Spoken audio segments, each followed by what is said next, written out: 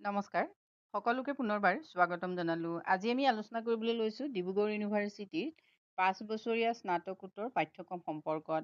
যিসকল ছাত্ৰ ছাত্ৰীয়ে ইতিমধ্যে উচ্চতৰ মাধ্যমিক পৰীক্ষাত উত্তীৰ্ণ হৈছে সেইসকল ছাত্ৰ ছাত্ৰীয়ে যদি ইণ্টিগ্ৰেটেড কোৰ্চ কৰিম বুলি ভাবা তেতিয়াহ'লে ডিব্ৰুগড় ইউনিভাৰ্চিটিৰ অধীনত 5 বছৰীয়া স্নাতকোত্তৰ পাঠ্যক্ৰমত নামভৰ্তি কৰিব পাৰা।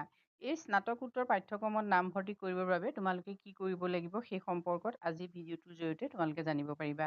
নতুন শিক্ষানীতি আৰম্ভ হোৱাৰ পাছৰ পৰা আমাৰ শিক্ষা ব্যৱস্থাত যথেষ্টখিনি পৰিৱৰ্তন হৈছে। তাৰে প্ৰথম পৰিৱৰ্তনটো হ'ল যে এই ইণ্টিগ্ৰেটেড কোৰ্চসমূহ আমি এতিয়া সকলোৱে জানো যে এইচএছ পাছ কৰাৰ পাছত ছাত্ৰ ছাত্ৰীসকলে ইণ্টিগ্ৰেটেড BA-BEd কোৰ্চ কৰিব পাৰে, বিশেষকৈ ইণ্টিগ্ৰেটেড BEd কোৰ্চ কৰিব পাৰে।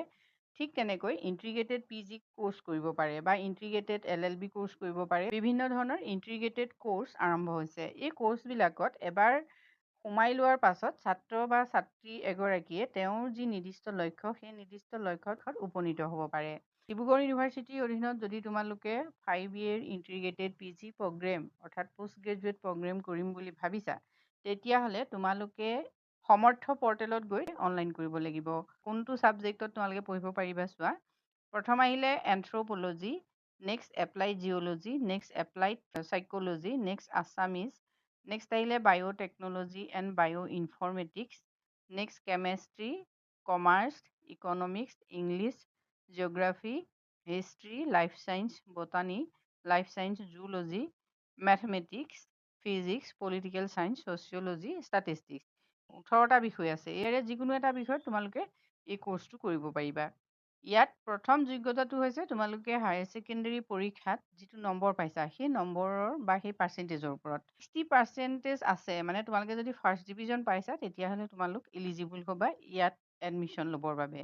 আৰু for the candidates SC, ST, OBC, EWS, PWD categories তেওঁলোকৰ বাবে পাৰ্চেণ্টেজ হ'ল 55%, অৰ্থাৎ 5% ইয়াত ৰিলেক্সেশ্যন দিয়া হৈছে। কেনেকৈ এপ্লাই কৰিবা সেই সম্পৰ্কত চোৱা। https://admission.samarth.ac.in এই পৰ্টেলত গৈ তোমালোকে অনলাইন কৰিব লাগিব। নেক্সট আহিলে চিলেকশ্যন প্ৰচিডিঅ'ৰ। এতিয়া চিলেকশ্যন প্ৰচিডিঅ'ৰটো তোমালোকে চোৱা। ইয়াত দুটা মডেলিটি ইউজ কৰা হয়। ইয়াত 90% ষ্টুডেণ্ট হায়াৰ ছেকেণ্ডেৰী যিটো মাৰ্কছ হয় তাৰ ওপৰত নিৰ্ভৰ কৰি এডমিশ্যন দিয়া হয়। Remaining 10% of the seats in each department, Dibrugarh University shall be filled up based on the performance of the candidates in the common university entrance test for the undergraduate in the relevant discipline conducted by National Testing Agency. এতিয়া NTA যিটো CUET পাতে সেই CUET under গ্ৰেজুৱেটৰ যি